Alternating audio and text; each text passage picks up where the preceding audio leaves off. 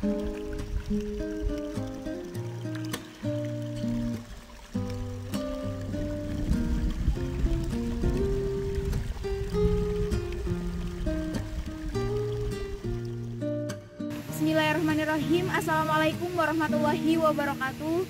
Saya Widya Anggreni dengan NPM 1811001110 kelas A PGMI semester 5 UIN Raditya Lampung. Nah, jadi di sini saya ingin menunjukkan bagaimana sih keseimbangan ekosistem yang ada pada sawah ini. Yang pertama, kalian perlu tahu apa sih ekosistem itu. Jadi, ekosistem itu adalah suatu hubungan timbal balik antara makhluk hidup dengan lingkungannya.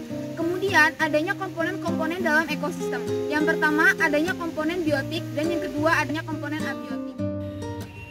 Yang pertama, yaitu adanya komponen biotik. Apa sih komponen biotik itu? Jadi, komponen biotik itu adalah lingkungan hidup dari makhluk hidup. Nah, contohnya kita bisa lihat yang ada di sawah ini, ada padi, kemudian ada belalang, kemudian ada ular, dan lain sebagainya. Yang kedua, yaitu adanya komponen abiotik. Apa sih komponen abiotik itu? Jadi, komponen abiotik itu komponen yang tidak hidup. Bisa kita lihat yang ada di sawah ini, ada cahaya matahari, kemudian ada angin atau udara, kemudian ada tanah dan air.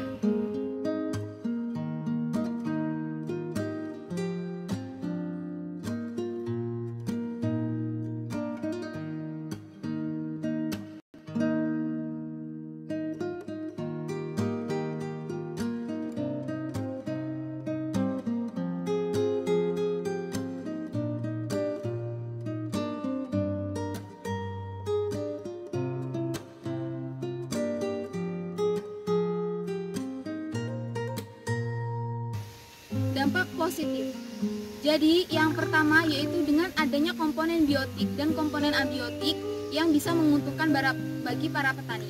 Nah, contohnya di sini yaitu dengan adanya ular yang ada di sawah itu bisa menguntungkan. Kenapa? Karena di sini ular bisa memakan hewan-hewan yang akan memakan padi. Di situ para petani tidak rugi. Di sini terjadinya hama yang berkurang pada tanah di sawah ini. Yang kedua yaitu dengan adanya orang-orang sawah. Orang-orang sawah ini berguna untuk mengusir para burung yang akan memakan padi. Nah, di sini petani tidak akan merasa rugi. Yang ketiga yaitu dengan adanya dekomposer. Jadi, dengan adanya dekomposer ini bisa membuat penanaman padi para petani untuk terus berlanjut.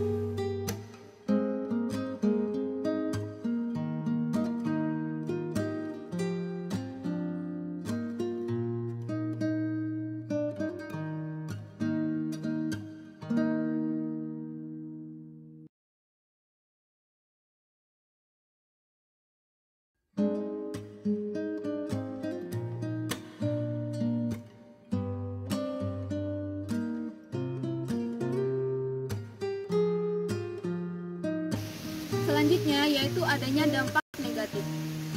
Jadi yang pertama yaitu penggunaan pestisida atau pupuk yang secara berlebihan. Berikut adalah videonya.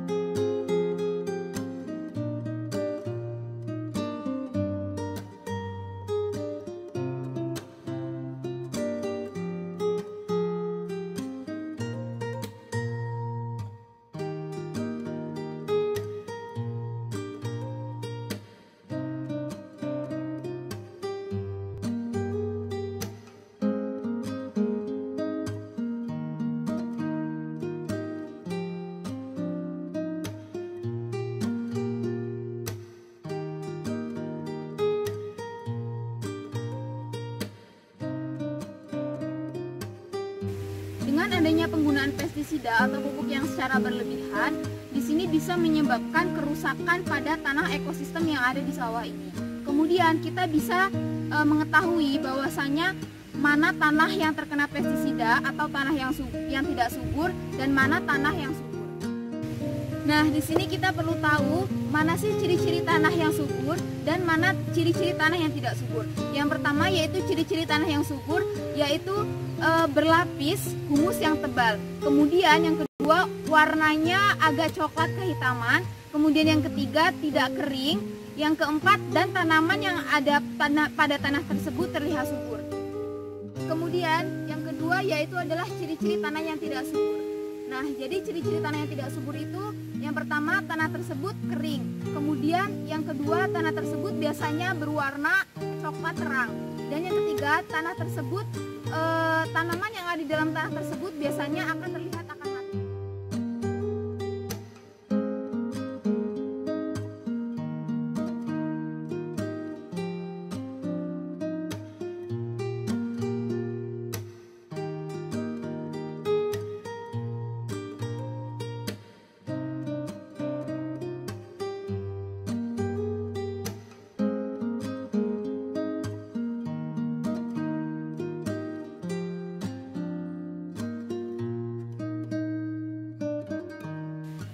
Untuk itu, dengan rusaknya unsur hara yang terjadi pada tanah tersebut, itu bisa mengakibatkan rusaknya juga keseimbangan ekosistem yang ada pada sawah tersebut.